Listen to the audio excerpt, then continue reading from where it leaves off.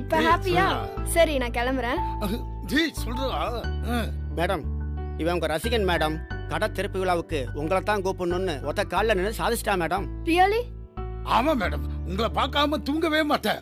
உங்க மேல அப்படி ஒரு வெறித்தனமான மேடம் ரசிக்கிறேன். தள்ளி நில்லுங்க மேடம்.